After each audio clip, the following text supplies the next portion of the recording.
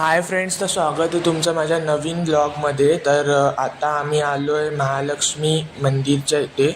तर आता आम्ही महालक्ष्मी देवीचं दर्शन घेणार आहे. तर माझा व्हिडिओ शेवटपर्यंत नक्की बघा, म्हणजे तुम्हाला पण देवीचं दर्शन भेटेल. तर आता आम्ही एंटर होतो आहे मंदिराच्या इथे. तर मी तुम्हाला आता मंदिराच्या आजूबाजूचा परिसर आणि इथे अजून पण मंदिर आहेत ते पण दाखवीन.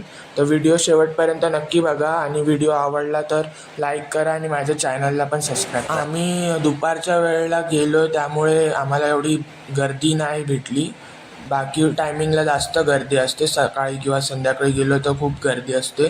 तर तुम्हाला मी सजेस्ट करीन की तुम्ही पण असं दुपारी जावा, म्हणजे तुम्हाला पण गर्दी नाही भेटणार. पण मंदिर 1 ते 3 मध्ये बंद असतं, तर 3च्या नंतर जावा, म्हणजे लगेच एवढी गर्दी नाही होत. नंतर 5 वाजल्यानंतर मग जास्त गर्दी व्हायला लागते. मंदिराच्या बाहेर खूप स्टॉल पण लागले, तुम्हाला काय घ्यायचं असेल तर तुम्ही इथून घेऊ शकतात. तर आता आम्ही एंटर होतोय मंदिरामध्ये. खूप वर्षांनी चाललोय मी पण, आधी लहान असताना गेलेलो, त्यानंतर आत्ता चाललोय.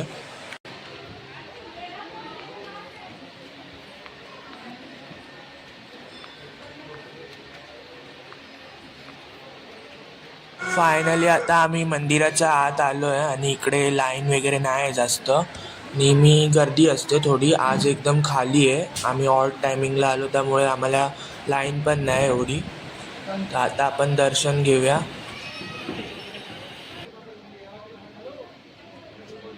आतमध्ये व्हिडिओ काढायला अलाउड नाही म्हणून मी बाहेरूनच आता व्हिडिओ करतोय, पण इथून पण दर्शन भेटतंय. आमचं खूप छान असं दर्शन झालं आतमध्ये, तुम्ही पण इथून दर्शन घ्या. तर आता आमचं दर्शन घेऊन झालं आहे. आत तर व्हिडिओ काढायला अलाउड नव्हता म्हणून मी बाहेरूनच व्हिडिओ केला. तर तुम्हाला पण चांगलं दर्शन भेटलं असेल देवीचं. आता आम्ही मंदिराच्या मागे जागा आहे तिकडे पण जाणार आहे. तिथे पण अजून मंदिर आहे आणि तिथून आधी समुद्र पण दिसायचा. तर आता बघूया तिथून समुद्र दिसतो की नाही दिसत, कारण कोस्टल रोड पण गेला आहे ना इथूनच.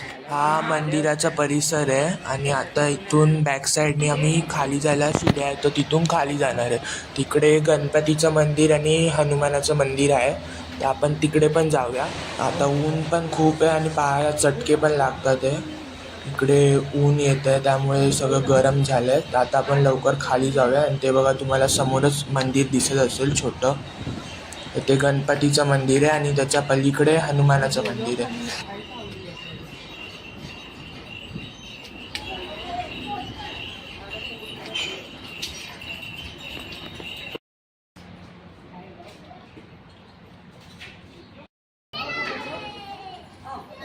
तर हे बघा, इथून आधी पूर्ण समुद्र दिसायचा, तर आता इथून पाणीच दिसत नाही, नुसता रस्ता आहे. कोस्टल रोड गेला इकडून बाजूनी. तर इथे बघण्यासारखं आता काय नाही, तर आपण जाऊया आता वरती. खूप चटके पण लागतात, खाली ऊन पण भरपूर आहे. तर आमचं आता दर्शन करून झालं आहे आणि आता आम्ही इथून चाललो आहे.